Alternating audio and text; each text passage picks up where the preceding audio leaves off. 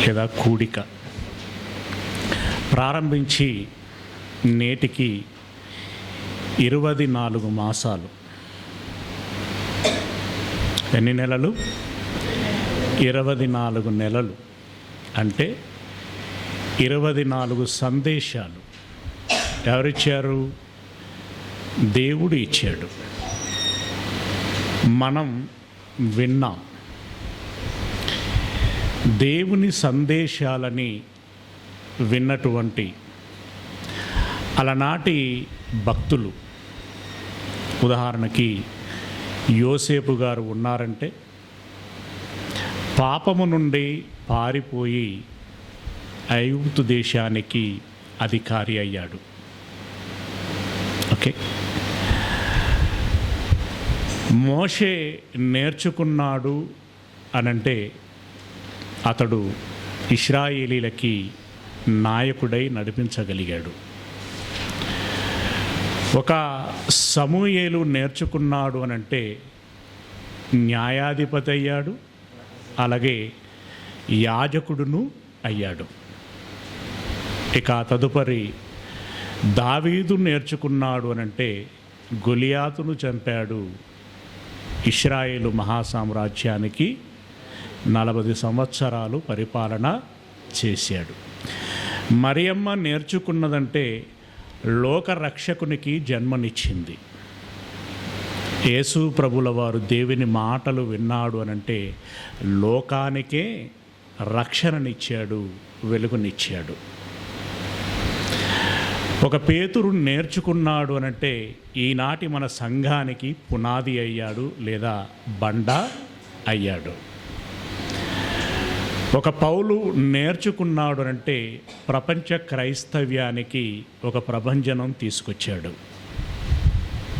Timothy నేర్చుకున్నాడు అనంటే సంఘాలను ఏర్పాటు చేసి నడిపించగలిగాడు. ఆ కోవలో మనం ఆలోచించుకుంటూ వచ్చినప్పుడు మనం నేర్చుకున్నాము అనంటే మన ఉనికి, మన యొక్క పనితనము, ఫలము కూడా అలాగే కనిపించాలి కదా. మీరు చర్చిలలో విని ఉంటారు పాఠాలు, ఇంకా ప్రత్యేక సందర్భాలలో విని ఉంటారు. ముఖ్యంగా ఈ యవనస్తుల కూడికలలో వింటూ వస్తున్నారు. ఈరోజు కళ్ళకోయ నుండి ముఖ్యంగా రెగ్యులర్గా రావాల్సినటువంటి వారు రానట్టున్నారు. విన్నటువంటి మనకు చూడండి, దీనికోసం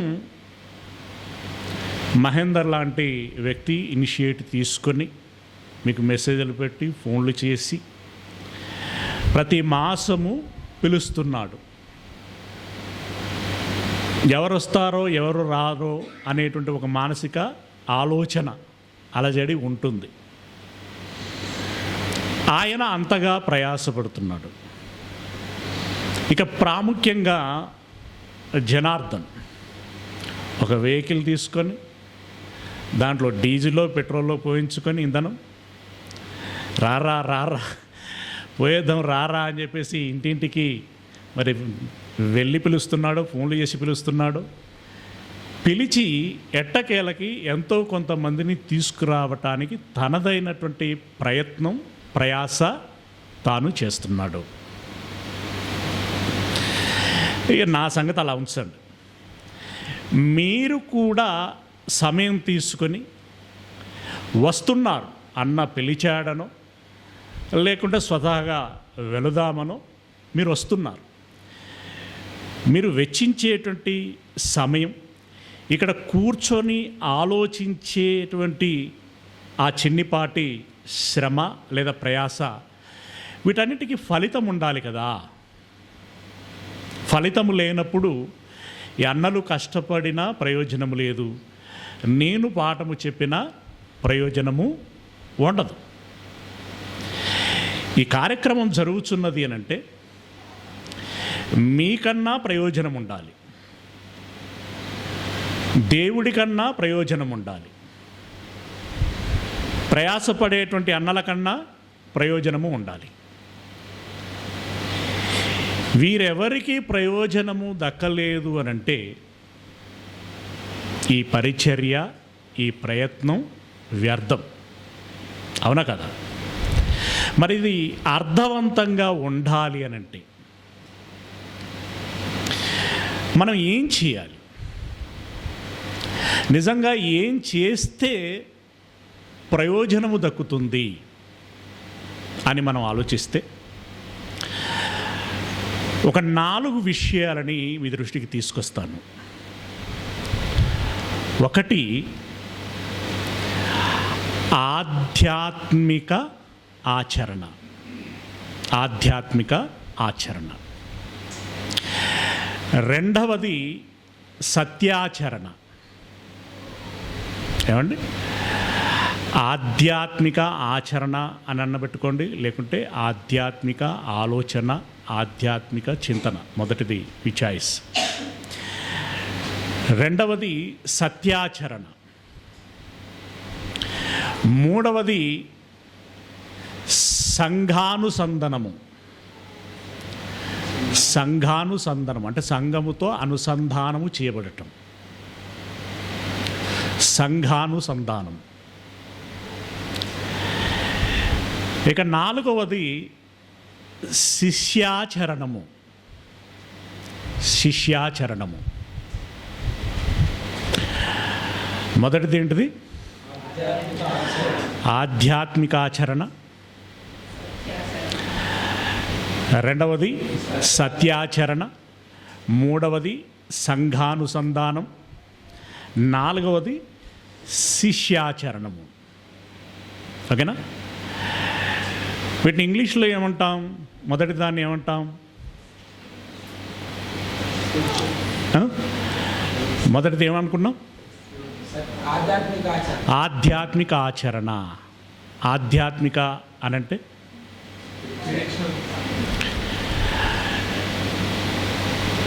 డివోటీ రిఫ్లెక్షన్. Devotee reflection. రెండవది ప్రాక్టీసింగ్ ట్రూత్. Practising truth. మూడవది కమ్యూనిటీ కోఆర్డినేషన్. Community coordination. నాలుగవది ఏంటి? శిష్యాచరణ.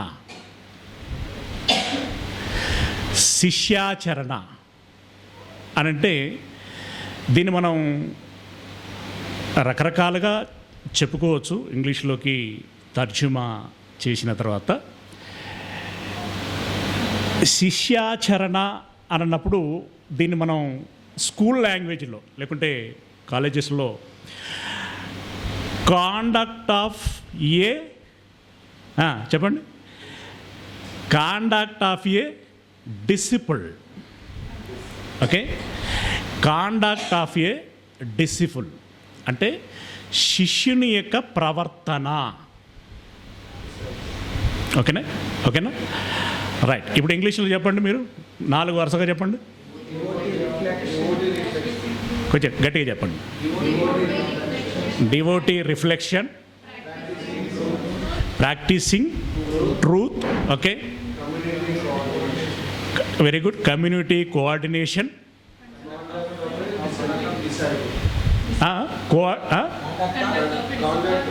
Conduct of a discipline. Okay, వీటిని షార్ట్ ఫామ్లో చేస్తే ఏమేమి వస్తున్నాయి అక్షరాలు? కేవలం ఫస్ట్ లెటర్ మాత్రమే. ఎంపీసీసీ.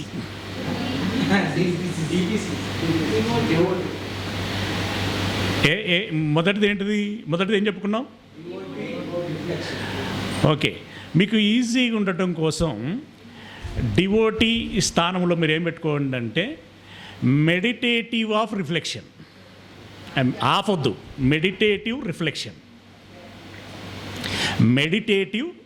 మెడిటేటివ్ అంటే ధ్యానం. ఫస్ట్ది తెలుగులో ధ్యానాలోచన అని పెట్టాం కదా, లేదా ధ్యానాచరణ. Okay, right. Meditative reflection. ఇప్పుడు షార్ట్ ఫామ్లో చెప్పండి. అంటే ఇది ఎందుకు కొంచెం మార్చానంటే మీకు జ్ఞాపకం ఉండటం కోసం. ఎంపీసీ తెలుసు కదా మీకు. అయితే ఆ ఎంపీసీ కాదు, ఎంపీసీసీ. ఎం అనగా మెడిటేటివ్, పి అనగా ప్రాక్టీసింగ్, సి అనగా కమ్యూనిటీ, మరో సి అనగా కాండక్ట్. ఓకే, ఈ 4 గనక మనం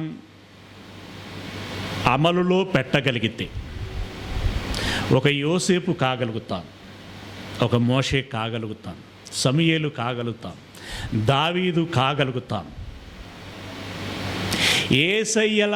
యేసయ్య లాంటి వారము కాగలుగుతాం. ఎస్, ఒక పౌలు కాగలుగుతాం, ఒక పేతురు కాగలుగుతాం, ఒక తిమోతి కాగలుగుతాం. అవ్వాలని ఉన్నదా మీకు? వాళ్ళ సరసన మన పేర్లు ఉండాలా ఉండకూడదా?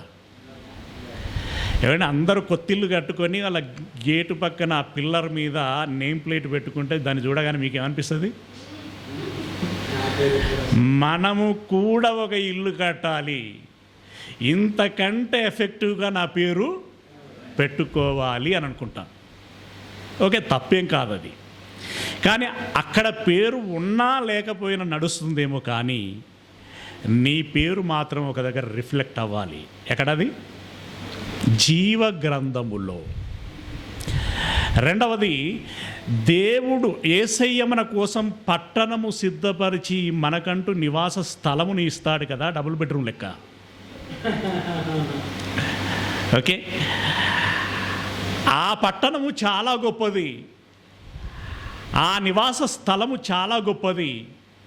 నీవు నివసించేటువంటి ఇంటికి నీ పేరే ఉంటుంది. ఈ ఇల్లు ఈ స్థలం ఎవరికి కేటాయించాను అని అంటే యేసయ్య అప్పుడు ఏం చెప్తా ఉంటాడు? ఇదిగో పలానా పలానా పలానా. ఇప్పుడు జనార్దన్కు వచ్చింది, జనార్దన్ పక్కన ఉన్నటువంటి తమ్మునికి రాలేదు అనుకో, తమ్ముడు ఏమనుకుంటాడు? నాకెందుకు రాలేదు అనుకుంటాడా లేదా? అంటే బాధపడతావా లేదా? మరి అలాంటి బాధపడేటువంటి పరిస్థితి రాకూడదు అనంటే మనము కూడా ఇదిగో ఈ 4 ప్రయత్నాలు చేయాలి. 4 ప్రయత్నాలు చేయాలి. మొదటిది ఆధ్యాత్మిక ఆచరణ లేదా ఆధ్యాత్మిక ఆలోచన. ఆధ్యాత్మిక ఆలోచన. ఆధ్యాత్మిక ఆలోచన అంటే ఎలా, ఏం చెయ్యాలి, ఏం చేస్తే ఆధ్యాత్మిక ఆలోచన అవుతుంది? బైబిల్ తెరుద్దాం. మనం అందరం బైబిల్ తెరిచి జాగ్రత్తగా దాన్ని చూడగలిగినట్లయితే భక్తుడు దావీదు గారు ఏం చక్కగా చెప్పాడు అంటే చాలా చక్కనైనటువంటి మాట. కీర్తనల గ్రంథము 16వ అధ్యాయము 11వ వచనం. ఆధ్యాత్మిక ఆలోచన అంటే మెడిటేటింగ్ అని అంటే చాలామంది మెడిటేటింగ్ ఎందుకు చెయ్యాలి అంటే ఏం చెప్తారండి? డాక్టర్స్ కానీ సంబంధిత యోగా నేర్పించేటువంటి ఉపాధ్యాయులు కానీ లేదా గురువులు అంటారు రకరకాలుగా, వారందరూ ఎందుకు ఈ మెడిటేషన్ చెయ్యాలి, ఎందుకు ఈ యోగా చెయ్యాలి అనంటే ఏం చెప్తారండి? నీ మనస్సును నీవు ఏకాగ్రతలో పెట్టాలి. ఫస్ట్ది, ఓకేనా? నీ మనస్సును ఏకాగ్రతలో పెట్టాలి. అలాగే నీ శ్వాస మీద దృష్టి ఉంచాలి. ఉచ్ఛ్వాస నిశ్వాసల యందు ధ్యాస లేదా దృష్టి ఉంచాలి. అలాగే నీ బాడీలో నీకు ఏదైనా సమస్య ఉంది అని అనిపిస్తే, ఏదైనా ఆర్గాన్ మీద కానీ ఏదైనా అవయవం మీద కానీ నీకు సమస్య ఉంది అని అనిపిస్తే దానిని పోగొట్టుకోవాలి అనేటువంటి ఒక ఆలోచనను పదే పదే రిమైండ్ చేస్తూ ఉండండి. ఓకే, తదనుగుణంగా నేను చెప్పేటువంటి విధంగా మీ బాడీని మెల్ట్ చేసేటువంటి ప్రయత్నం చేయండి. ఇప్పుడు మీరు నా శ్వాస ఊపిరితిత్తులు సరిగ్గా ఓపెన్ అయి తీసుకోవలసినటువంటి మోతాదులో ఆక్సిజన్ తీసుకొని విడవాల్సినటువంటి విధానంలో విడిచిపెట్టాలి అని నువ్వు దృష్టిలో పెట్టుకోవాలి. అలాగే జీర్ణాశయానికి ఒక సాధనము చెప్తారు, గుండె మెరుగుదలకి మరొక సాధనము చెప్తారు, మోకాల నొప్పులు, కండరాల నొప్పులు, కీళ్ళ నొప్పులకి మరొక సాధనము చెబుతారు. అంటే ఆసనం, సాధన మీన్స్ ఆసనము చెబుతారు. కళ్ళకు ఒక ఆసనం చెప్తారు, ఏమండి, చెవులకి ఒక ఆసనం చెప్తారు. ఇలా ప్రతి దానికి ఒక్కొక్క ఆసనము చెప్తారు. అంటే ఇప్పుడు వాళ్ళు ఏం చెప్తా ఉంటారు అని అంటే, ముందు నీ మనస్సును లగ్నం చేసుకో, ఎక్కడైతే సమస్య ఉందో అది హీల్ అవ్వాలి అని చెప్పేసి మీరు మనసులో పదే పదే రిమైండ్ చేసుకోండి. ఆ రకంగా ఆసనాలు వేయండి. మనసు శరీరము ఏకమై ప్రయత్నం చేసినట్టయితే నీలో ఒక పాజిటివ్ వైబ్రేషన్ అనేటువంటిది వస్తుంది, పాజిటివ్ ఎనర్జీ అనేటువంటిది నీలో జనరేట్ అవుతుంది. తద్మూలంగా అది హీల్ అవ్వటానికి అవకాశము ఏర్పడుతుంది. ప్రిల్లరా, కొన్ని రకాలైనటువంటి ట్యాబ్లెట్లు మింగితే అవి పనిచేయాలంటే నీలో B12 అనేటువంటి విటమిన్ ఉండాలట. అది లేకపోతే నువ్వు ట్యాబ్లెట్ వేసుకున్నా కూడా ప్రయోజనము ఉండదు అని చెప్తారు. అంటే B12 అనేటువంటి ఒక ట్యాబ్లెట్ లేదంటే ఆ విటమిన్ బాడీలో ఉండాలి. అలాగే ఇప్పుడు నువ్వు హీల్ అవ్వాలి, నీవు చక్కబడాలి అనంటే B12 లాగా నీ మనస్సు అనేటువంటిది పాజిటివ్గా ఆలోచిస్తూ ఉండాలి అని మీరు చెప్తూ ఉంటారు. అది ఎందుకు ఉదాహరించాను అనంటే, అది మీకు అర్థమవుతే, అంటే మనసు లగ్నం అవ్వటం అంటే ఏంటి, సమస్య ఏదైతే ఉందో దాన్ని నీవు రిమైండ్ చేసుకోవటము ఎందుకు అనేటువంటిది ఆలోచించగలిగితే అక్కడ పాజిటివ్ వైబ్రేషన్ రావటం, పాజిటివ్ ఎనర్జీ రావటం అనేటువంటిది ఏదైతే చెప్తుంటారో, ముందుగా ఇప్పుడు నేను బాగుపడతాను అనేటువంటి ఒక పాజిటివ్ థింకింగ్ తోటే ట్యాబ్లెట్ తీసుకోవాలి. ఓకే, నాకు ఇది హీల్ చేస్తుంది అనేటువంటి ఉద్దేశంతో నీవు ట్యాబ్లెట్ తీసుకోవాలి. ఇది నాకేం పనికి వస్తుంది అనేటువంటి నెగిటివ్ థాట్తో కనుక తీసుకుంటే ఆ ట్యాబ్లెట్లో ఉండేటువంటి ఏదైతే ఉంటుందో అది కన్జంప్షన్ అనేటువంటిది సరిగ్గా చేసుకోలేనటువంటి పరిస్థితి ఏర్పడుతుంది. అలాగే ఇప్పుడు ఇక్కడ దావీదు గారు చెబుతున్నటువంటి ఒక చక్కని మాట కనుక మనం ఇక్కడ చూడగలిగితే 11వ వచనంలో ఏమంటున్నాడు, జీవ మార్గమును నీవు నాకు తెలియచేసేదవు. ఏ మార్గం? జీవ మార్గము. అంటే ఈ 70-80 సంవత్సరాల జీవితాన్ని గురించి ఆయన చెప్పటం లేదు, శాశ్వతమైనటువంటి జీవితాన్ని గురించి చెప్తున్నాడు. దేవా, నీవు ఉన్నవాడవు, నీవు సజీవుడవు, సజీవుడవైనటువంటి నీవు నాకు శాశ్వతమైనటువంటి జీవితాన్ని ఇవ్వగలిగేటువంటి ఏకైక దేవుడవు. దావీదు గారు తన ధ్యానములో తాను గ్రహించగలిగినటువంటి విషయం అది. ఎన్ని కీర్తనలు రాశాడు దావీదు గారు? సుమారు ఒక 78 కీర్తనలు రాశాడు. ఓకే, ఆయన ఎవరు అసలు? సాధువా? ఒక రాజు. గొర్రెల కాపరు అంటే ఏందా చిన్నగా? ఇశ్రాయేలీలకి ఇప్పుడు ఎవరైనా కూడా ఒక ప్రైమ్ మినిస్టర్గానో ఒక రాష్ట్రపతిగానో చేసి రిజైన్ అయ్యారు అనుకోండి, అంటే పదవీచ్యుతులు అయ్యారనుకోండి,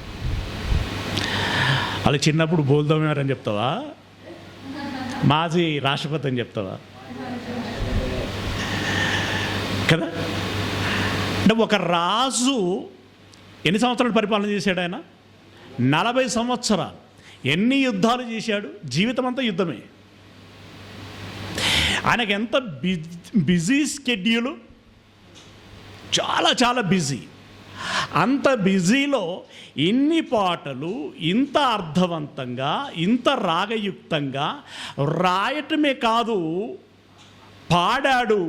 పాడటం కూడా ఊరికే పాడలేదు, సంబంధిత వాయిద్యములు వాయిస్తూ పాడాడు ఆయన.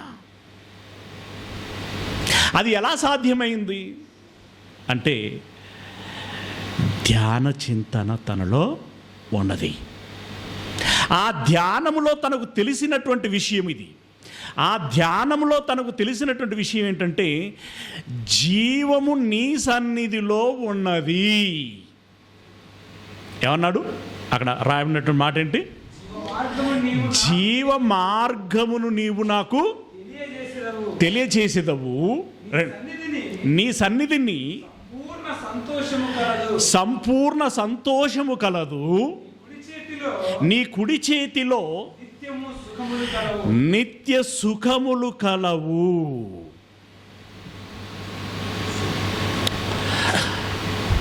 ధనవంతుని కంటే ముందు మరణించినటువంటి లాజరు పాపం ఇప్పుడు ఎన్ని కష్టాలలో ఉండి ఉంటాడండి? ఇప్పుడు ఎన్ని కష్టాలలో ఉండి ఉంటాడు ఆయన? చెప్పండి, ఎన్ని కష్టాలలో ఉండి ఉంటాడు? ఇక్కడే ఉన్నారా? అందరు ఇక్కడే ఉన్నారా? ఏం చెప్పట్లేదు ఏంటి? కష్టాలలో ఉన్నాడా? సంతోషములో ఉన్నాడా? ఎంత సంతోషములో ఉన్నాడు? పట్టజాలనంత సంతోషములో ఉంటాడు. అంతేనా? నెమ్మది పొందు స్థలములో ఉన్నాడు. అందున విశ్వాసులకు తండ్రి అయినటువంటి అబ్రహాము రొమ్మున ఆనుకొని ఉన్నాడు. ఒక బలమైనటువంటి నిరీక్షణలో ఉన్నాడు. ఎందుకంటే ఆల్రెడీ ఒక సక్సెస్ను చూశాడు. ఇప్పుడు క్వాలిఫైడ్ అన్న తర్వాత నెక్స్ట్ పోస్టింగే అంటే ఎలాగుంటుంది? నువ్వు క్వాలిఫై అయ్యావు, నెక్స్ట్ నీకు పోస్టింగే అని అన్నప్పుడు ఎంత సంతోషమైతే మనకు ఉంటుందో దీన్ని మించిన సంతోషము ఏంటది? యేసు ప్రభుల వారు వచ్చినప్పుడు మేఘముల మీద పరలోకమునకు ఆరోహణమై వెళ్ళిపోతారు. ఇప్పుడు ఆ భక్తులందరికీ సంతోషము ఉంటుంది. దానితో పాటు మరొక మాట అన్నాడు. 3 విషయాలు అక్కడ చెప్పాడు. నీవు నాకు జీవ మార్గమును తెలియజేసేదవు, నీ సన్నిధిని నాకు సంపూర్ణ సంతోషము కలదు,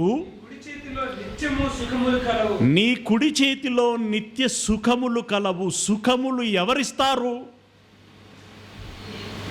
సాధారణంగా సింపుల్గా మనకు అర్థం అవ్వాలి అంటే మనకిష్టమైన ఆహారమును కడుపు నిండా తిన్న తర్వాత మనకు ఫీలింగ్ ఎలా ఉంటుంది?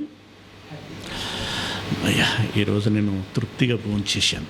లేదా కంటి నిండా సరిపోయేంత సౌకర్యవంతమైన నిద్రించి లేచిన తర్వాత నీ ఫీలింగ్ ఎలా ఉంటుంది? అమ్మయ్య ఈరోజు నేను కంటి నిండా నిద్రపోయాను. దాంట్లో ఏముంటుందన్న పెద్దగా విషయం అని అంటారా? అసలు నీకు నిద్రే పట్టక ఒక 4 రోజులు గడిపిన తర్వాత నువ్వు ఒకసారి ఆలోచించుకో. దేని విలువైనా ఎప్పుడు అర్థమవుతుంది? ఆ బాధ ఏందో అనుభవించిన తర్వాత. ప్రిల్లరా, అంటే ఇది ఇక్కడ మనం ఎక్స్పీరియన్స్ చేసేటువంటిది. కానీ ఇప్పుడు శాశ్వతమైనటువంటి జీవితం దేవుడు ఇవ్వగలడు. శాశ్వతమైనటువంటి సంతోషం ఆయన మాత్రమే ఇవ్వగలడు. ఆయన దగ్గర మాత్రమే ఉన్నది. ఆయన సన్నిధిలో ఉండేటువంటి పిల్లలకు మాత్రమే దక్కుతుంది. మూడవది ఏమంటున్నాడంటే సుఖము. ఇక్కడ సాధారణంగా క్రైస్తవులముగా మనం మాట్లాడుకునేటప్పుడు క్రీస్తు వలె శ్రమపడాలి, శిలువ మోయాలి, పరిచర్య చేయాలి, కష్టపడాలి, స్వేదం చిందించాలి, ఈ రకమైనటువంటి పదాలు ఎక్కువగా వాడుకుంటూ ఉంటాం. అఫ్కోర్స్ అది రైట్. మరి క్రైస్తవుడు సుఖపడకూడదా? అంటే క్రైస్తవుడు సంతోషపడకూడదా అనంటే, అసలు దేవుడు ఇవ్వదలుచుకున్నదే అది. క్రైస్తవుడుగా మన సాధన యొక్క అంతిమ లక్ష్యమే అది. జీవం కావాలి. ఆ జీవము సంతోషకరంగా ఉండాలి, అలాగే సుఖమయమైనటువంటిదిగా ఉండాలి. అది నీ దగ్గరే దొరుకుతుందయ్యా అని పౌలు గారు తన ధ్యానములో తాను ఎరిగినటువంటి విషయం. కనుక మీరును ఆలోచించగలగాలి, అసలు దేవుడంటే ఎవరు, ఆయన శక్తి ఏంటి, ఆయన సామర్థ్యం ఏంటి, ఆయన ఏమేమి ఇవ్వగలడు, ఏమేమి చేయగలడు అన్నప్పుడు ఇదిగో దేవుడు నిత్య జీవాన్ని ఇవ్వగలడు, సంతోషాన్ని ఇవ్వగలడు, సుఖమును ఇవ్వగలడు. Okay, right. ఇప్పుడు దేవుడు ఇవ్వగలడు. దేవుడి దగ్గర ఈ 3 ఫలాలు ఉన్నాయి. ఏదైనా తోటలో ఎన్ని ఫలాలు ఉన్నాయి? చాలా ఫలాలు ఉన్నాయి. దేవుని దగ్గర ఈ 3 ఫలాలు ఉన్నాయి. ఈ 3 ఫలాలు కావాలని నువ్వు అనుకుంటావు. నువ్వు అనుకున్నదే తడువు. సాతాను ఏమనుకుంటుంది? ఎట్లనైనా సరే వీడిని ఈ ఫలాలను తిననీయకూడదు అనుకుంటుందా లేదా? అనుకుంటుంది. అన్నప్పుడు నువ్వేం చేయాలి? ఫిలిప్పీలో రాసినటువంటి పత్రిక 4వ అధ్యాయము 8వ వచనం. ఫిలిప్పీలో రాసినటువంటి పత్రిక 4వ అధ్యాయము 8వ వచనం. మెట్టుకు సహోదరులారా, ఏ యోగ్యత అయినను మెప్పైనను ఉండిన ఎడల ప్రశంస. ఏమండి, నువ్వు బాగా చదివావు, గోల్డ్ మెడల్ సాధించావు, అంతర్జాతీయ స్థాయిలో భారతదేశానికి పేరు తీసుకొచ్చావు అన్నప్పుడు రాష్ట్రపతి నిన్ను పిలిపించుకొని ప్రశంసా పత్రము ఇస్తాడు. అది నీకు ఎలా ఉంటుంది? లోకాన్నే జయించినంతగా ఉంటుంది. ఓకే, సంతోషం. కానీ దేవుడే ప్రశంసిస్తే,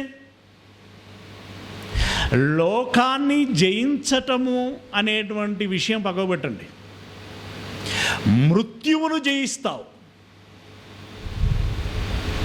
కదా, మృత్యువును జయిస్తావు.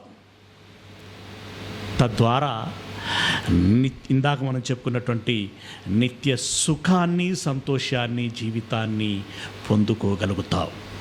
ఇది మనం దృష్టిలో పెట్టుకోవాలి. ఏ యోగ్యత అయినను, యోగ్యత అంటే ఏంటండి? అర్హత కదా, అర్హత. ఏ అర్హత? ఇప్పుడు ప్రతి దానికి ఒక అర్హత పెడతారు కదా. 6వ తరగతి నుండి 7వ తరగతికి వెళ్ళాలంటే అర్హత ఉంటుందా లేదా? ఉంటుంది. అలాగే ఒక ఉద్యోగానికి వెళ్ళాలంటే అర్హత ఉంటుంది. ఒక ఐఏఎస్ అవ్వాలి అంటే, ఒక కలెక్టర్ అవ్వాలి అంటే దానికి ఒక అర్హత ఉంటుంది. ఇలా ప్రతి దానికి ఒక అర్హత ఉంటుంది. యేసు ప్రభుల వారు వచ్చినప్పుడు ఇదిగో మేకలను గొర్రెలను వేరు చేసి, ఇదిగో లోకం పుట్టినది మొదలుకొని మీకోసం సిద్ధపరిచినటువంటి నిత్య జీవమును లేదా పరలోక రాజ్యమును స్వతంత్రించుకోండి అని నీకు చెప్పాలి. ఆ యోగ్యత నీకు రావాలి అనంటే ఏం చేయాలి? బలానా మంచి దాసుడా అని అంటాడు. ఏమండి, తలాంతులను పొందుకున్నటువంటి వారిని ఉద్దేశించి బలానా మంచి దాసుడా, బలానా మంచి దాసుడా అంటే దాని అర్థం ఏంటి? ఈ మిక్కిలి కొంచెములో నువ్వు నమ్మకముగా ఉన్నావు. దాన్ని ఏమంటారు? ప్రశంస కదా. ప్రశంస అంటే ఒక యోగ్యత, ఒక ప్రశంస నీకు రావాలి, ఒక మెప్పు నీకు రావాలి అని అంటే నువ్వేం చేయాలి?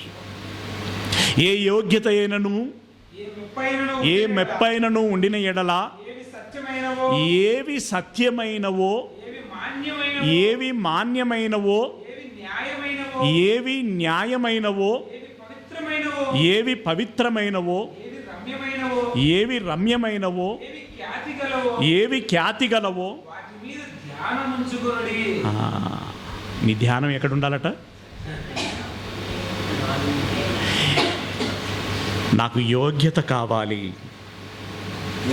నాకు మెప్పు కావాలి. ఈ యోగ్యత, మెప్పు కావాలి అనంటే నేనేం చేయాలి అని అన్నప్పుడు, ఏది సత్యము, ఏవి సత్యమైనవో, ఏవి సత్యమైనవో అంటే ఇప్పుడు ఏది నిజం, ఏది శాశ్వతం. ఈ లోకం ఒక మాయ, ఈ జీవితం ఒక మాయ. నువ్వు శాశ్వత కాలం బ్రతకవు, శాశ్వత కాలం ప్రధానమంత్రిగా ఉండవు, శాశ్వత కాలం కలెక్టర్గా ఉండవు, శాశ్వత కాలం వ్యాపారము చెయ్యి. ఇదంతా ఒక మాయ, అంటే ఉండిపోయేటువంటిది. అందుకే బైబిల్లో ఏమంటాడంటే తిమోతితో చెప్తూ, ఉండిపోయేటువంటి దాని గురించి నువ్వు పెద్దగా ఆరాటపడకు, ఉండబోయేటువంటి దానికోసం ఆలోచించుము అని అంటాడు. ఉండబోయేటువంటి దానికోసం అంటే ఇప్పుడు ఇదంతా మిథ్య, అంటే ఒక మాయ. ఇది శాశ్వతమైనటువంటిది కాదు, ఉండిపోయేటువంటిది. ఈరోజు కనబడ్డట్టే కనబడుతుంది, రేపు పొద్దున ఉండదు. ఇప్పుడు మన ఫ్రెండ్స్ గురించి, బంధువుల గురించి చెప్పుకుంటూ ఉంటాం. ఎవరైనా ఆకస్మికంగా మరణించారనుకోండి, నిన్న పొద్దంతా నాతోటే ఉన్నాడురా, మేమిద్దరం కలిసే తిరిగాము, ఈరోజు కనిపించకుండా వెళ్ళిపోయాడు. దాన్ని ఏమంటాం? అంటే ఇక్కడ ఏది శాశ్వతం కాదు, ఆ మాటకు వస్తే ఏది నిజం కాదు. అంటే నిజం కాదు అంటే దాన్ని అర్థం చేసుకోవాల్సినటువంటి విధానం ఏంటంటే ఏది ఉండదు, ఏది ఉండదు. మరి ఏది నిజం, ఏది ఎప్పటికీ ఉంటుంది అని అన్నప్పుడు దేవుడు నిజం. అవునా? దేవుడు నిజం, దేవుడు సత్యం, దేవుడు ఉన్నవాడు అనగా జీవం కలిగినటువంటి వాడు.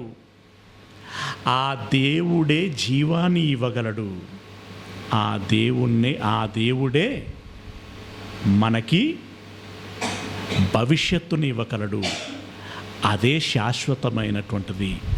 ఆ శాశ్వతమైనటువంటిదే సత్యం. ఏమంటే గతము ఆయన చేతిలోనే ఉన్నది, నా చేతిలో ఉన్నదని సూర్యుని తన ఆధీనంలోనికి తీసుకొని శాసించగలిగినటువంటి ప్యారలల్ ఎనర్జీ ఏది లేదు.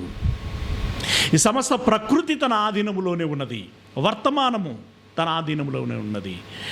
అలాంటప్పుడు భవిష్యత్తు కూడా తన ఆధీనంలోనే ఉంటుంది. ఎన్నోసార్లు చెప్పుకునేటువంటి విషయం. ఎవరు కలగ చేస్తున్నారు దీనంతటిని? ఎవరు నడిపిస్తున్నారు దీనంతటిని? మన జన్మ, మన బ్రతుకు, మన జీవనము ఎవరి చేతిలో ఉన్నది అని మనం ఆలోచించి అర్థం చేసుకోగలిగితే భవిష్యత్తు కూడా ఆయన చేతిలోనే ఉంటుంది అనేటువంటి విషయం మనకు అర్థమవుతుంది.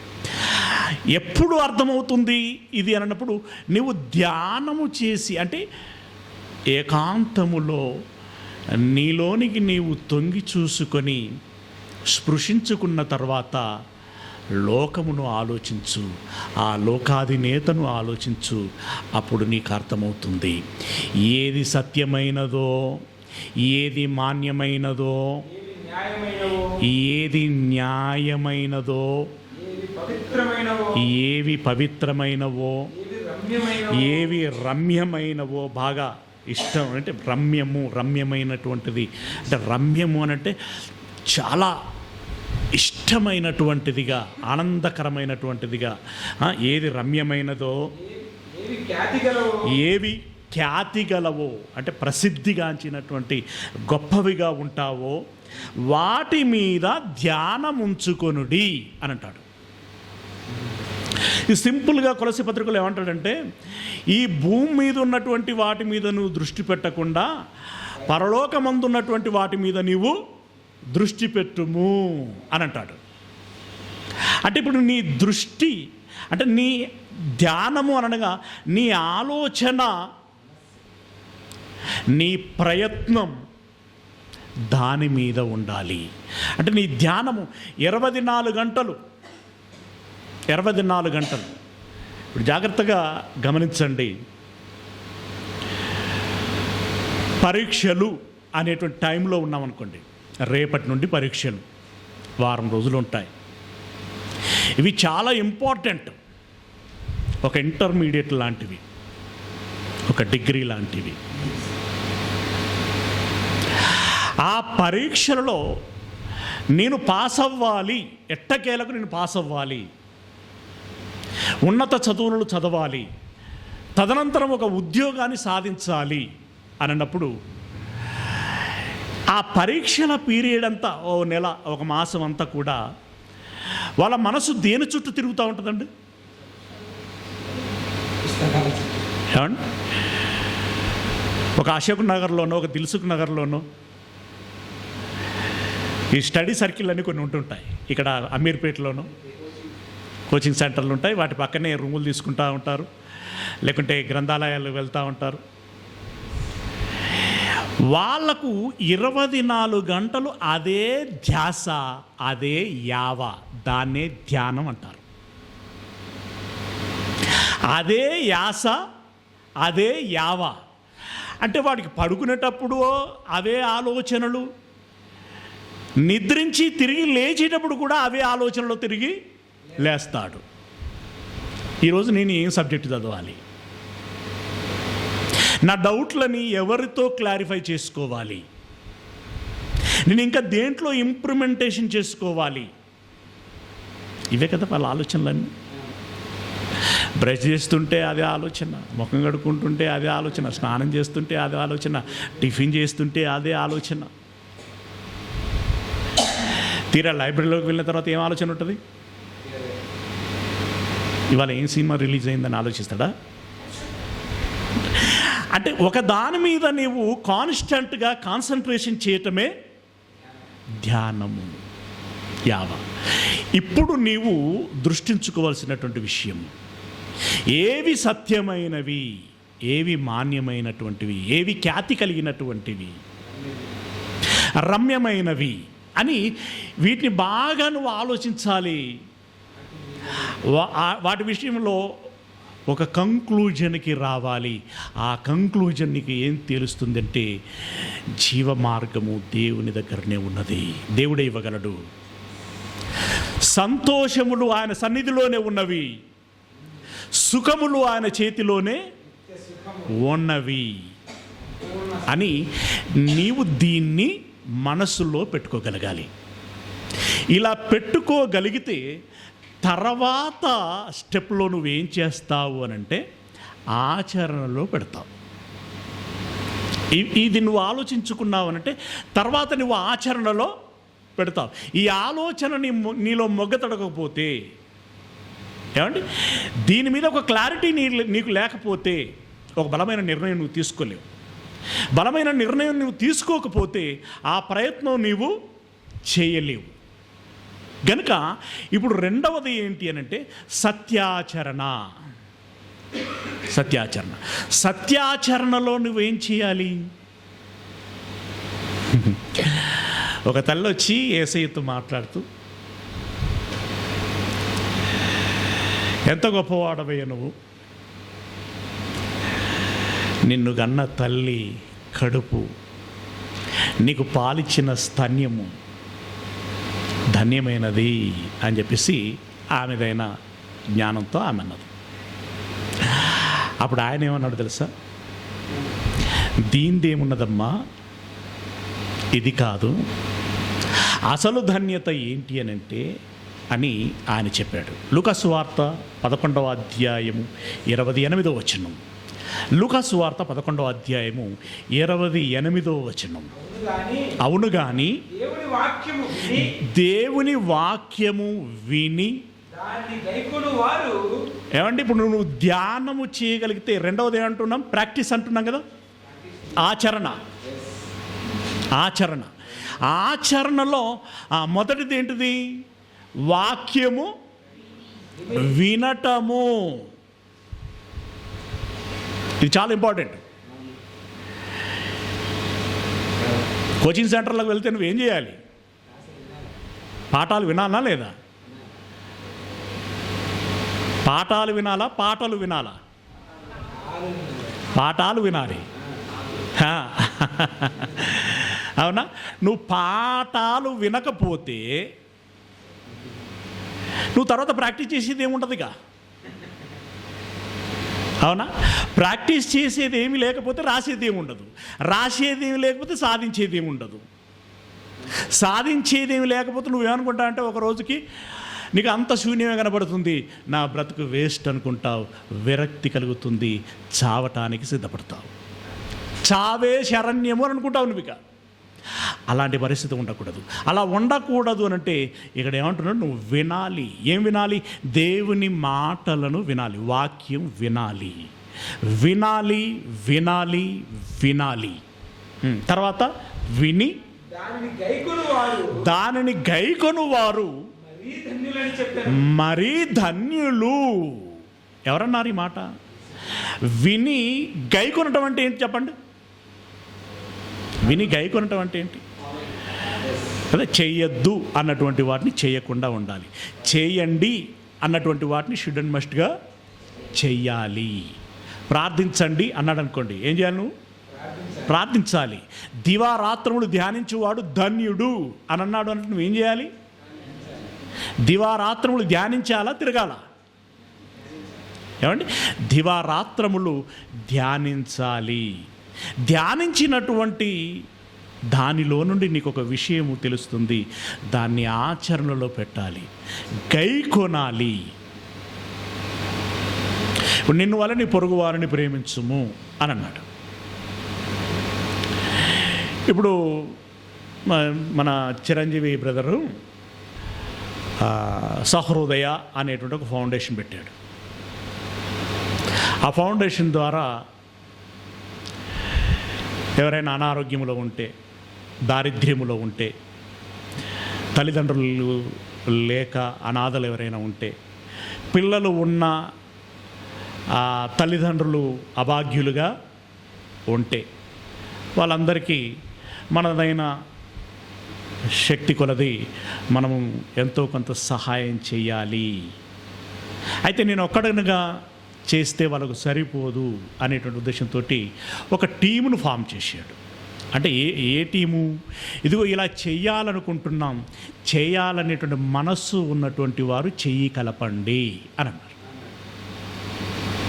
అప్పుడు మేము కూడా మీతో పాటు చేయుతనిస్తాము అని చెప్పి ఒకరు 100 రూపాయలు, ఒకరు 200 రూపాయలు, ఒకరు 500 రూపాయలు వాళ్ళకు తోచిన కాడికి వాళ్ళు ఇస్తున్నారు. ఇప్పుడు వీళ్ళు ఏం చేసినట్టు? నిన్ను వాళ్ళే నీ పొరుగువారిని ప్రేమించుము అని చెప్పి యేసయ్య చెబితే, ఎవరయ్యా నా పొరుగువాడు అని అంటే ఒక సమరయుడి గురించి చెప్పాడు అక్కడ.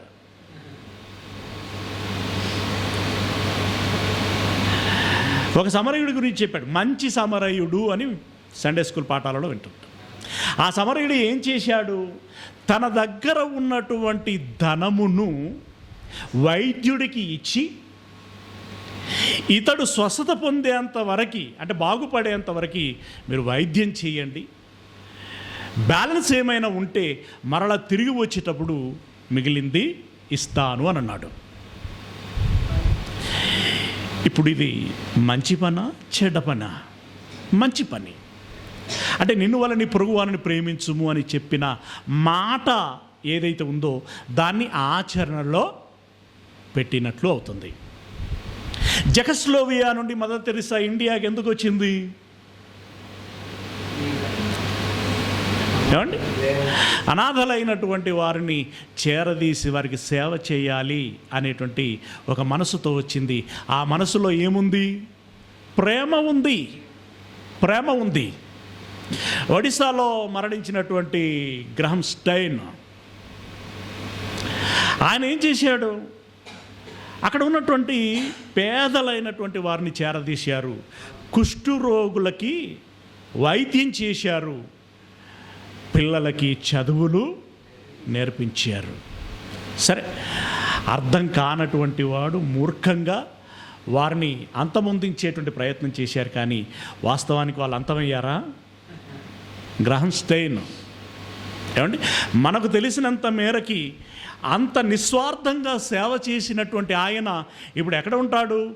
ఆయన కూడా అబ్రహాము రొమ్మున్నే ఉంటాడు. చంపినప్పుడు వీళ్ళు నవ్వారు, భార్య ఏడ్చింది. కానీ ఈరోజు గ్రహం స్టెయిన్ ఎక్కడ ఉంటాడు? నెమ్మది పొందు స్థలంలో ఉంటాడు, సంతోషంలో ఉంటాడు. ఇప్పుడు ఆయన ధన్యుడా దరిద్రుడా? ధన్యుడు. కనుక మీకు చేతనైనంత మేరకి ఏ మేలైతే చేయాలో ఆ మేలును చేసేటువంటి పనిలో ఉండండి, ఆ ప్రయాసలో ఉండండి. ఏది వింటున్నారో, ఏది నేర్చుకుంటున్నారో అది ఆచరణలో పెట్టండి. పిల్లలుగా చేయగలిగేది ఉంటుంది. పిల్లలుగా మీరు ఏం చేయగలరు అంటే, విద్యార్థులుగా మీరు ఏం చేయగలరు? ఎవరైనా వెనకబడినటువంటి స్టూడెంట్, అన్న ఇది అర్థం కావట్లేదు, నాకు కొంచెం ఎక్స్ప్లెయిన్ చేయవా అన్నట్టు నువ్వేం చేయాలి?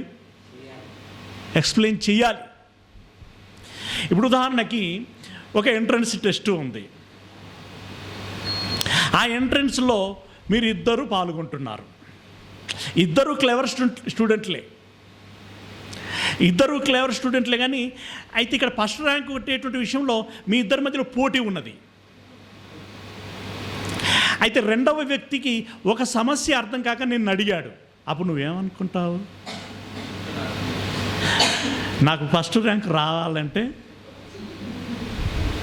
అలాంటి మనస్సు ఉండొచ్చా? ఉండకూడదు. అసలైన విషమ పరీక్ష అలాంటి టైంలోనే వస్తుంది. ఓకే, అంటే ఇది అర్థం కావటానికి ప్రేమ అనంటే నీకు ఉన్నది పంచటం, అంతే కదా? నీకు ఉన్నది పంచటం. నీకు పుస్తక జ్ఞానం ఉందా? దాన్ని పంచు. ఏమండి, నీ స్నేహితుడు కొంతమంది అప్పుడప్పుడు చూపిస్తూ ఉంటారు. పరుగు పందెములో తోటి పరిగెత్తేటువంటి వ్యక్తి పడిపోతే ఇతడు ముందు స్థానంలో ఉన్న ఆగి మరీ లేపి మరల పరిగెత్తేటువంటి వారు ఉంటారు. ఎంత గొప్ప మనస్సు అది! అలాంటి మనస్సు మనకు ఉండాలి. ఆచరణలో పెట్టండి. ఆచరణలో పెట్టినటువంటి వారు మరీ ధన్యులు అని అన్నాడు. ఓకేనా? మరీ ధన్యులు. తెసలోనిలో రాసినటువంటి మొదటి పత్రిక 2వ అధ్యాయము, తెసలోనిలో రాసినటువంటి రెండవ పత్రిక 2వ అధ్యాయము 15వ వచనం. 2వ పత్రిక 2వ అధ్యాయం 15వ వచనం. కాబట్టి సహోదరులారా, నిలుకడగా ఉండి మా నోటి మాట వలననైనా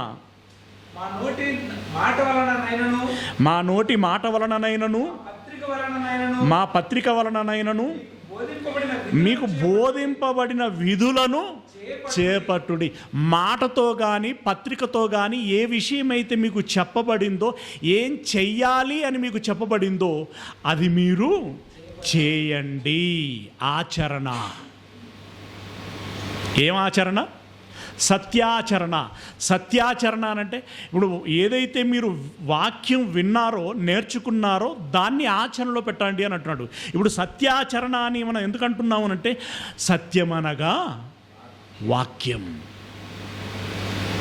ఇప్పుడు సత్యాచరణ అంటే వాక్యాచరణలో పెట్టాలి అని అంటట్టు. అంటే వాక్యం చెప్పినట్లుగా చేయండి, జీవించండి, ప్రవర్తించండి. అలా 17వ వచనం చివరి మాటలు చెప్తున్నాడు. ప్రతి సత్కార్యమందును ప్రతి సద్వాక్యమందును మిమ్మును స్థిరపరచునుగాక. మా నోటి మాట ద్వారా, మా పత్రికల ద్వారా మీకు బోధింపబడింది, మీరు ఆచరణలో పెట్టండి. అలా ఆచరణలో పెట్టగలుగులాగున దేవుడు మిమ్మల్ని స్థిరపరచును గాక అని అంటున్నాడు. స్థిరపరచును గాక. Okay, right. మూడవది ఏంటిగా? మూడవ విషయం అంటే క్లాసిక్ ఎగ్జాంపుల్ లేదంటే క్లాసిక్ రెఫరెన్స్లు ఒక్కొక్క దానికి రెండు ఇచ్చుకుంటూ పోతున్నాను. అసలు యాక్చువల్గా ఒక్కొక్కటి ఒక్కొక్క పాఠంగా చెప్పుకోవచ్చు. మూడవది ఏంటి? సంఘానుసంధానము. అంటే ఇంత నేర్చుకున్న తర్వాత, ఇంత ఆచరించగలిగేటువంటి మనస్సు నీకున్న తర్వాత నువ్వేమవ్వాలి తెలుసా?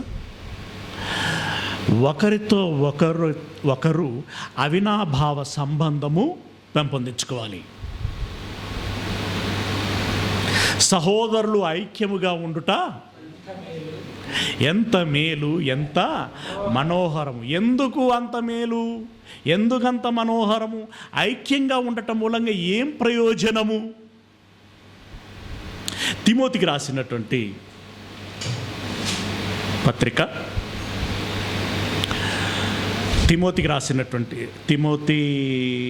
గలతీలో రాసినటువంటి పత్రిక 6వ అధ్యాయము,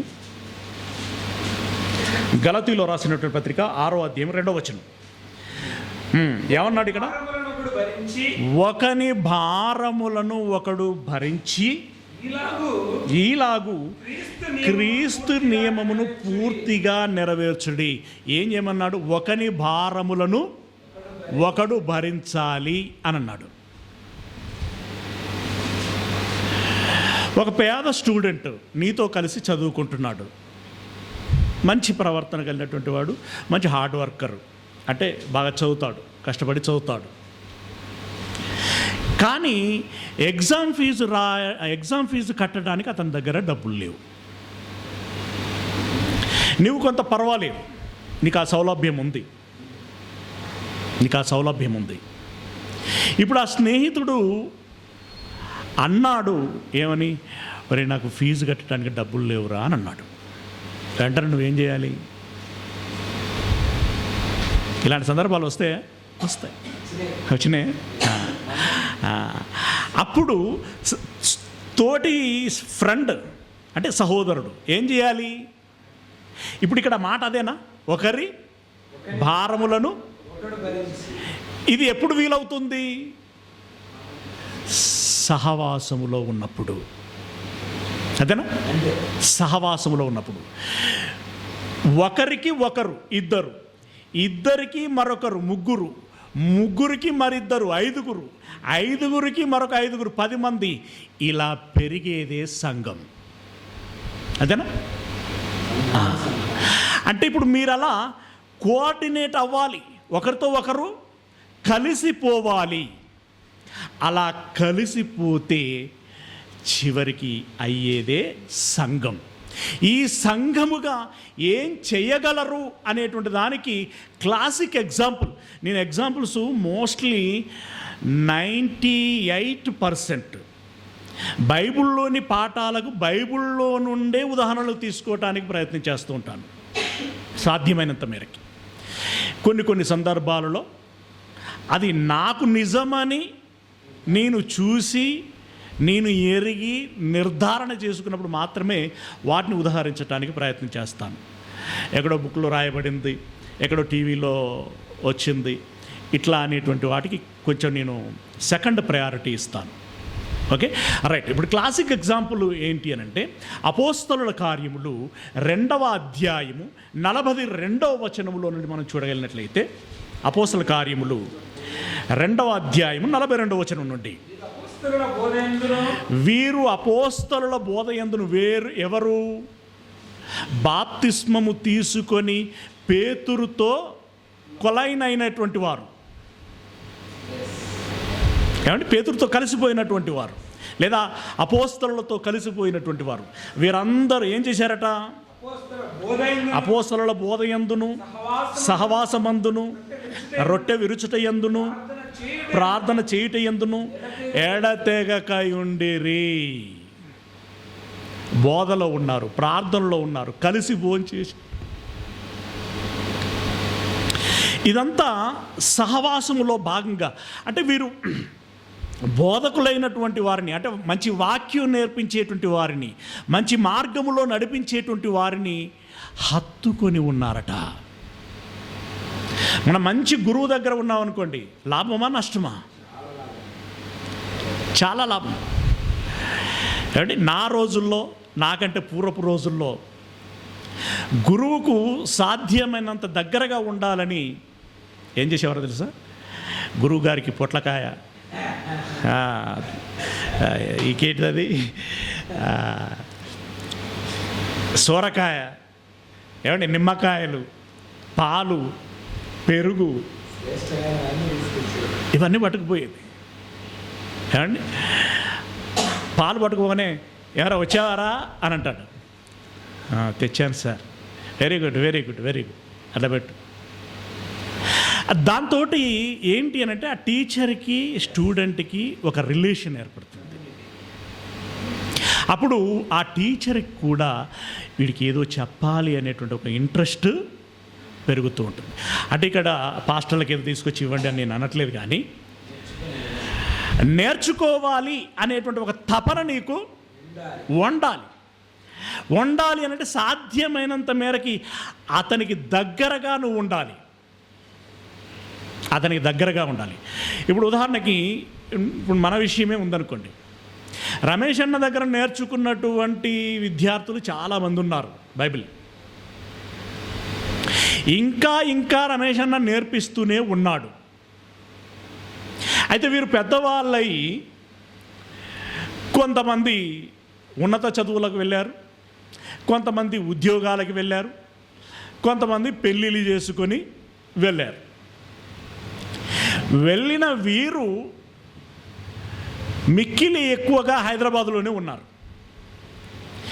వీరందరూ నిజంగా ఇప్పుడు అపోస్తలుల సహవాసములో వారు ఉన్నారు అని అన్నప్పుడు, రమేష్ అన్న మాకు ఇంత నేర్పించాడు అని అన్నప్పుడు, ఇంకా నేర్పించగలిగేటువంటి సత్తా ఆయన దగ్గర ఉన్నది అని అనుకున్నప్పుడు వారి కాపురాలు ఎక్కడ పెట్టాలండి?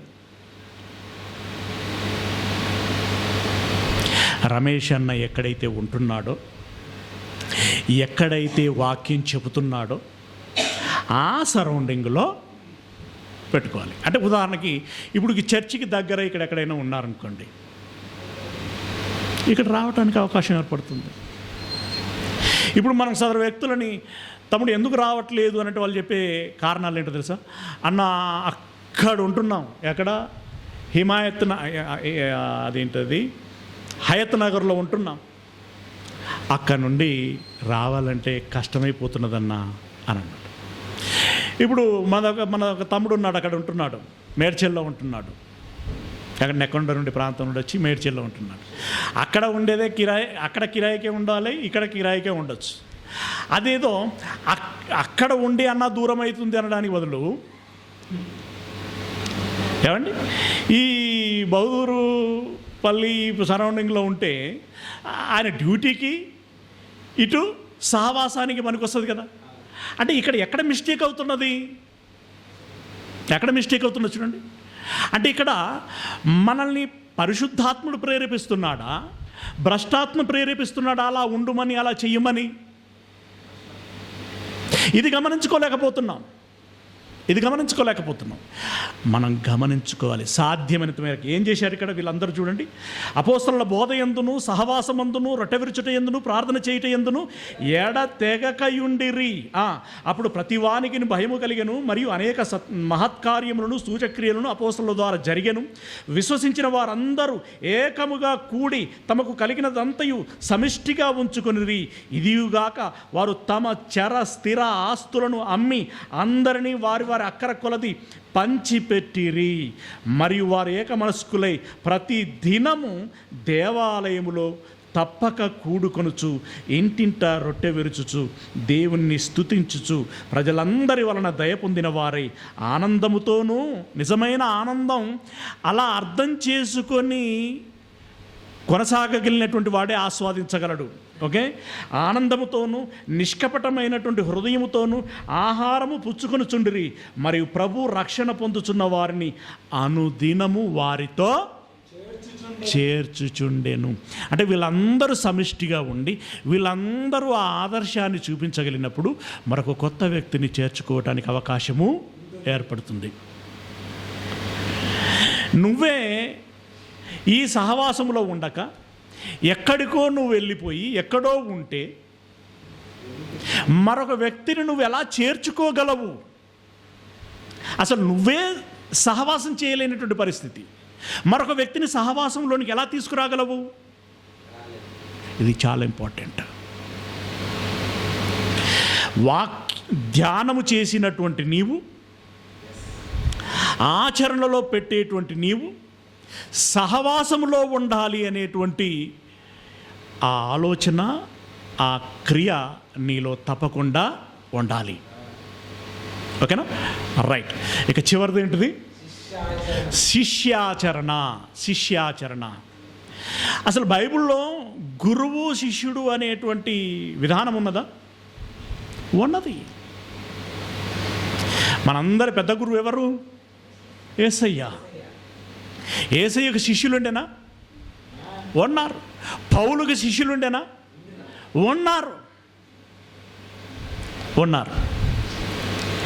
ఇప్పుడు మీ గురువుకు, అంటే దేవుడు ఎవరినో ఒకరిని మీకు వాక్యం చెప్పటానికి ఒక ప్రతినిధిని, ఒక నాయకుడిని, ఒక గురువును, ఒక మాస్టర్ని మీకు ఏర్పాటు చేస్తాడు.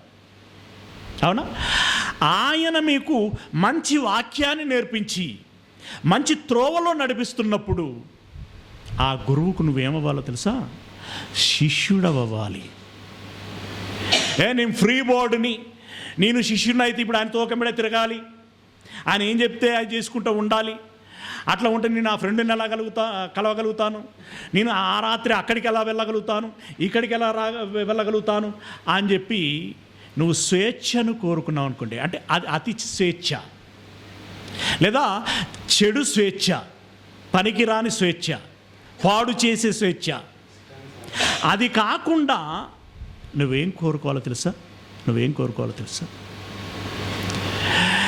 క్రీస్తును పోలి నేను నడుచుకొనుచున్న ప్రకారం మీరు నన్ను పోలి నడుచుకొనుడి అని పౌలు గారు అన్నారు. పిచ్చోడా? ఆయనకి తినాలని లేదా, త్రాగాలని లేదా, తిరగాలని లేదా, సంతోషించాలని లేదా?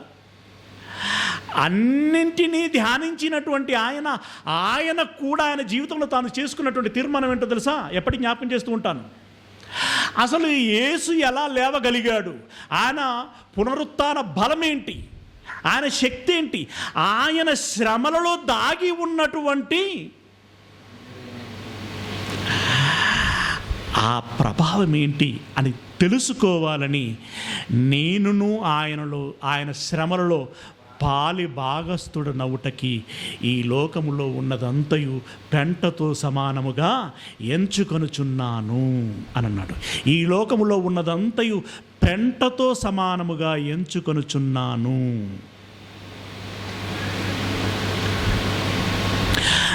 ఆయన పెంటతో సమానంగా ఎంచుకొని దూరం పెడితే,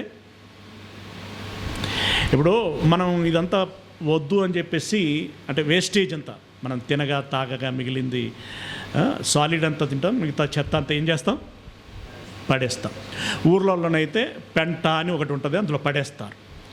అందులో పడేసిన తర్వాత అక్కడికి ఒక ప్రాణి వస్తుంది. ఏం ప్రాణి అది? పంది.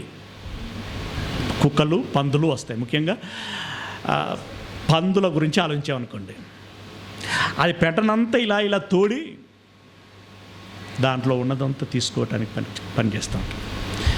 ప్రియులారా, ఇప్పుడు ఇక్కడ పౌలు గారు దేన్నైతే పెంట అని అన్నాడో, ఇప్పుడు మనము మీన్స్ సహజంగా చాలామంది జనులు దాన్నే ఇష్టపడుతూ ఉంటారు. అదేనా? ఇష్టపడుతూ ఉంటారు. దీన్ని ఎందుకు పెంటతో సమానంగా ఎంచుకున్నాడు? దీనికంటే ఉత్తమమైనటువంటి పదార్థము ఒకటి ఉంది, అది జీవవాక్యం. దీనికంటే ఉత్తమమైనటువంటి ద్రావణము ఒకటి ఉంది, అది జీవజలములు. దీనికంటే ఉన్నతమైనటువంటి నివాస స్థలము ఒకటి ఉన్నది, అది పరలోకము. ఆ స్వాస్థ్యము ఒకటి ఉన్నది. ఇంత ఆలోచించుకున్న తర్వాత ఇక్కడ కంటికి కనబడేదంతా కూడా ఆయనకి నథింగ్గా అనిపించి పెంటతో సమానముగా ఎంచుకొనుచున్నాను అని అన్నాడు. అని ఇప్పుడు నా గురువు యేసు ప్రభుల వారు ఆయన ఏం చేశాడో నేను అలాగే చేస్తాను అని ఆయన వెంట తిరిగాడు. లూకా ఎవరి వెంట తిరిగాడు? పౌలు వెంట తిరిగాడు. తిమోతి ఎవరి వెంట తిరిగాడు? ఇలా భక్తులందరూ పౌలు వెంట తిరిగారు. గనుక ఇప్పుడు మనము ఏం చేయాలి అని అంటే యేసుప్రభుల వారు చెప్పినటువంటి మాటే. మత్తయి సువార్త 28వ అధ్యాయం 19వ వచనం. మత్తయి సువార్త 28వ అధ్యాయము 19వ వచనము. మీరు వెళ్ళి సమస్త జనులను శిష్యులుగా చేయుడి. ఎవరికి చెప్తున్నాడు? ఆల్రెడీ శిష్యులైనటువంటి వారికి చెప్తున్నాడు. ఈ శిష్యులు ఎలాంటి శిష్యులు? అయ్యా, మేము సమస్తమును విడిచిపెట్టి ఇన్ని రోజులు మిమ్మల్ని వెంబడించితిమి అన్నారా లేదా? వాళ్ళు సమస్తమును విడిచిపెట్టి మిమ్మల్ని వెంబడించాము, ఇప్పుడు మాకు ఫలం ఏమిటి అని అన్నారు వాళ్ళు. అలాంటి శిష్యులు వాళ్ళు, సమస్తాన్ని విడిచిపెట్టి యేసయ్య సహవాసములో ఉన్నటువంటి వారు, జీవమునిచ్చేటువంటి యేసయ్య సహవాసములో ఉన్నటువంటి వారు, జ్ఞానమునిచ్చిన యేసయ్య సహవాసములో ఉన్నటువంటి వారు వాళ్ళు. ఆ శిష్యులకి చెప్పినటువంటి మాట మీరేమన్నాడు? మీరు వెళ్ళి సమస్త జనులను శిష్యులనుగా చేయండి, తండ్రి యొక్కయు కుమారుని యొక్కయు పరిశుద్ధాత్మ యొక్కయు నామములోనికి వారికి బాప్తిసం ఇచ్చుచు. అంటే ఇప్పుడు మొదటి మాట ఏమన్నాడండి? మీరు వెళ్ళి సువార్త ప్రకటించి శిష్యులనుగా చేయండి. అంటే మరికొంతమంది శిష్యులను తయారు చేయండి, తండ్రి యొక్క కుమారుడు యొక్క పరిశుద్ధాత్మ యొక్క నామంలో బాప్తిసం ఇవ్వండి. మీరెవరినైతే శిష్యులనుగా తయారు చేస్తారో వారికి మీరు ఏం చెప్పండి అని అంటే చెప్తున్నాడు. ఏమని చెప్తున్నాడు? మీరేం చెయ్యాలని మీకు చెబుతున్నో వారు అది చెయ్యాలని వారికి చెప్పండి అని అన్నాడు. అంటే ఇది ఒక పరంపర, గురు పరంపర అని అంటారు దీన్ని.